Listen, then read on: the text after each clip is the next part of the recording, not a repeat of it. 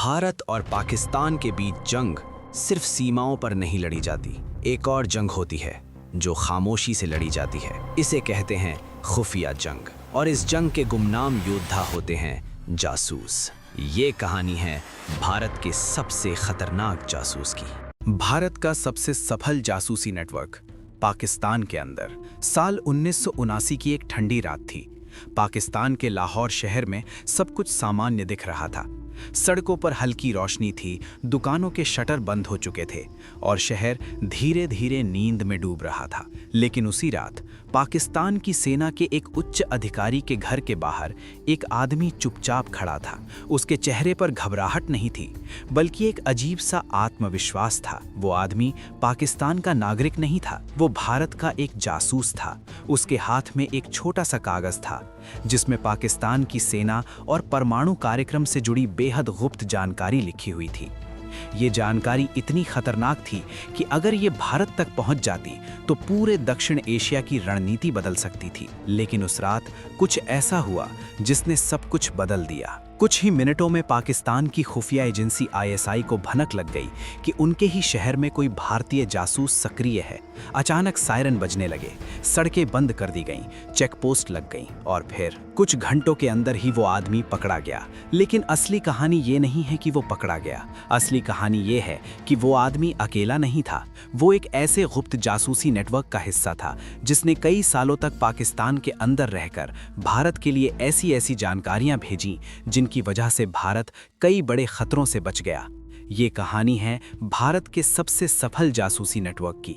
एक ऐसा नेटवर्क जो दशकों तक पाकिस्तान की धरती पर काम करता रहा और जिसकी सच्चाई आज भी बहुत कम लोगों को पता है। भारत और पाकिस्तान के बीच तनाव कोई नई बात नहीं है। 1947 में देश के विभाजन के बाद से ही दोनों देशों के रिश्ते हमेशा से तनावपूर्ण रहे हैं। 1947 की लड़ाई, 1965 का युद्ध और फिर 1971 का युद्ध, इन सब ने दोनों देशों को हमेशा सतर्क रहने के लिए मजबूर किया। लेकिन युद्ध सिर्फ सीमाओं पर ही नहीं लड़े जाते। कई युद्ध ऐसे होते हैं जो खामोशी से परछाइयों में लड़े जाते हैं। इन्हें कहते हैं इंटेलिजेंस वॉर, यानी खुफिया जंग। और इसी खुफिया जंग के लिए भारत ने 1968 में एक नई एजेंसी बनाई, रिसर्च एंड एनालिसिस विंग, जिसे हम आज रॉ के नाम से जानते हैं। रॉ का मुख्य काम था भारत के दुश्मनों की गतिविधियों पर नजर रखना, उनके गुप्त योजनाओं को समझना और समय रहते भारत को सतर्क करना। लेकिन रॉ के सामने सबसे बड़ी चुनौती थी पाकिस्तान। पाकिस्तान की खुफिया एजेंसी ISI दुनिया की सबसे चालाक और ख़तरनाक एजेंसियों में से एक मानी जाती है। ऐसे में पाकिस्तान के अंदर जाकर जासूसी करना आसान नहीं था। लेकिन रॉ ने एक ऐसा नेटवर्क बनाया जो धीरे धीरे पाकिस्तान के अंदर गहराई तक फैल गया। इस नेटवर्क में कई ऐसे लोग शामिल थे जिन्होंने अपनी पूरी जिंदगी दांव पर लगा दी। इन जासूसों में सबसे मशहूर नामों में से एक था रविंद्र कौशिक। रविंद्र कौशिक का जन्म राजस्थान के श्री गंगानगर में हुआ था। वो एक साधारण परिवार से थे, लेकिन उनमें अभिनय का असाधारण हुनर था।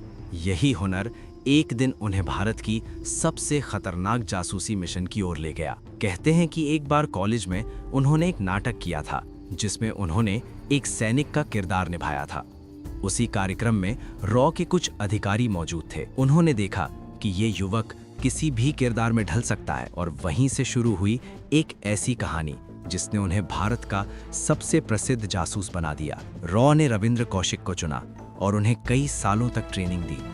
उन्हें उर्दू, पाकिस्तानी संस्कृति, इस्लामी परंपराओं और पाकिस्तान की सामाजिक व्यवस्था के बारे में पूरी जानकारी दी गई।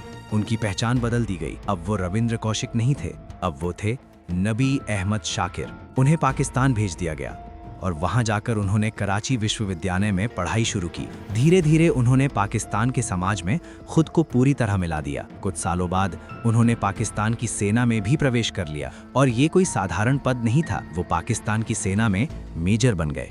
सोचिए, भारत का एक जासूस पाकिस्तान की सेना में मेजर बन चुका था। ये रॉ के लिए एक असाधारण सफलता थी, क्योंकि अब भारत को पाकिस्तान की सेना की योजनाओं की सीधी जानकारी मिलने लगी थी। कहा जाता है कि 1979 से 1983 के बीच रविंद्र कौशिक ने भारत को इतनी महत्वपूर्ण जानकारी भेजी कि कई बार भारत को बड़े खतरों से बचाया जा सका। रॉ के अधिकारी उन्हें खास नाम से बुलाने लगे थे, ब्लैक टाइगर। लेकिन जासूसी की दुनिया में हर कहानी का अंत सुखद नहीं होता।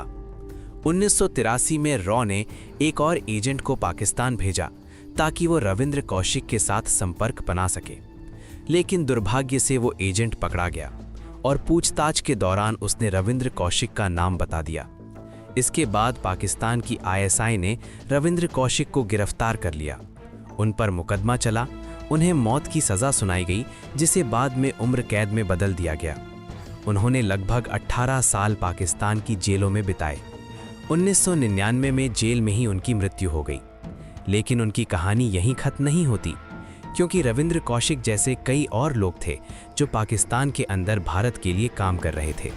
उनमें से कई के नाम आज भी सार्वजनिक नहीं किए गए हैं। भारत का ये जासूसी नेटवर्क सिर्फ सेना तक सीमित नहीं था।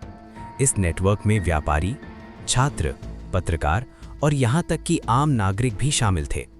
ये लोग अलग अलग शहरों में रहते थे, कराची, लाहौर, इस्लामाबाद, पेशावर, और चुपचाप भारत के लिए जानकारी जुटाते थे। कभी सेना की गतिविधियों की खबर, कभी आतंकवादी संगठनों की योजनाओं की जानकारी और कभी पाकिस्तान के परमाणु कार्यक्रम से जुड़ी खबरें। इन सभी जानकारियों का एक एक टुकड़ा भारत की सुरक्षा के लिए बेहद महत्वपूर्ण था। पाकिस्तान के परमाणु कार्यक्रम की कहानी भी इसी जासूसी नेटवर्क से जुड़ी हुई है। 1970 के दशक में पाकिस्तान तेजी से परमाणु हथियार बनाने की दिशा में काम कर रहा था। भारत के लिए ये एक बड़ी चिंता थी, क्योंकि अगर पाकिस्तान परमाणु हथियार बना लेता तो पूरे क्षेत्र की सुरक्षा व्यवस्था बदल जाती। रॉ ने अपने नेटवर्क को सक्रिय किया और कुछ ही समय में भारत को पाकिस्तान के कहूटा परमाणु संयंत्र के बारे में विस्तृत जानकारी मिलने लगी। ये वही जगह थी जहां पाकिस्तान अपना परमाणु कार्यक्रम चला रहा था। इन जानकारियों की वजह से भारत को पाकिस्तान की रणनीति समझने में काफ़ी मदद मिली। लेकिन जासूसी का ये खेल हमेशा जोखिम से भरा होता है। कई भारतीय एजेंट पाकिस्तान में पकड़े गए, कुछ को जेल में डाल दिया गया, कुछ को फांसी दे दी गई और कुछ ऐसे भी थे जो कभी वापस भारत नहीं लौट पाए। उनके परिवार आज भी उनके बारे में पूरी सच्चाई नहीं जानते, लेकिन उनकी कुर्बानियों की वजह से भारत कई बड़े खतरों से बच सका। आज भी भारत और पाकिस्तान के बीच खुफिया जंग जारी है। रॉ और ISI दोनों ही एक दूसरे की गतिविधियों पर नजर रखते हैं। कई बार ये जंग इतनी खामोशी से लड़ी जाती है कि दुनिया को पता भी नहीं चलता, लेकिन जब भी इतिहास लिखा जाएगा तो उसमें उन गुमनाम जासूसों का भी जिक्र होगा जिन्होंने अपनी पहचान, अपना परिवार और कभी-कभी अपनी जिंदगी भी देश के लिए कुर्बान कर दी। और शायद यही वजह है कि जासूसी की दुनिया हमेशा रहस्यमय और खतरनाक मानी जाती है, क्योंकि यहाँ ना तो कोई पदक मिलता है, न कोई सार्वजनिक सम्मान। यहाँ सिर्फ एक चीज होती है, देश के लिए चुपचाप सब कुछ कुर्बान करने का साहस।